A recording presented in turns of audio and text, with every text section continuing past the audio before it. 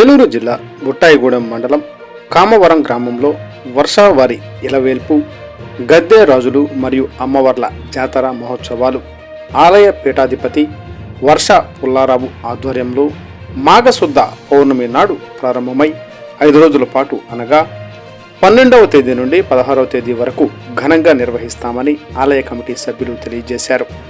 ఈ సందర్భంగా వారు మాట్లాడుతూ అత్యంత శక్తివంతమైన అమ్మవారి జాతర మహోత్సవాలు 5 సంవత్సరాలుగా ప్రతి ఏటా నిర్వహిస్తున్నామని అన్నారు. ఈ జాతరలో పాల్గొని భక్తి శ్రద్ధలతో అమ్మవారిని కొలిచిన వారి కోర్కెలు నెరవేరుతాయి అని అన్నారు. ఈ జాతరలో చుట్టుప్రక్కల గ్రామాల నుండి అధిక సంఖ్యలో భక్తులు పాల్గొని అమ్మవారి కృపకు పాత్రులు కావాలని కోరారు.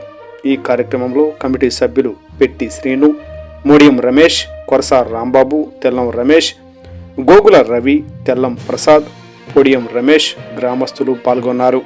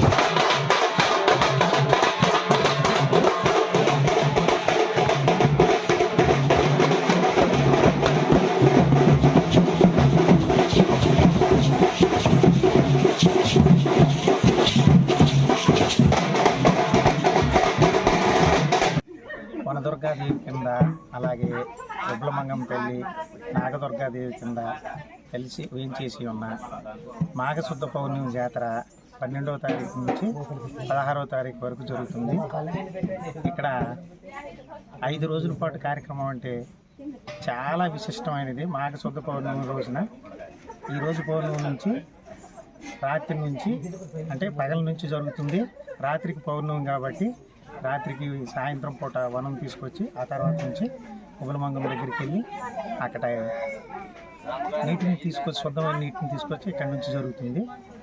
మరి 5 రోజుల కార్యక్రమం అంటే అమ్మవారు ప్రత్యక్షంగా వచ్చి గత 5 సంవత్సరాల నుంచి ఈ కార్యక్రమం జరుగుతుంది నిర్విఘ్నంగా.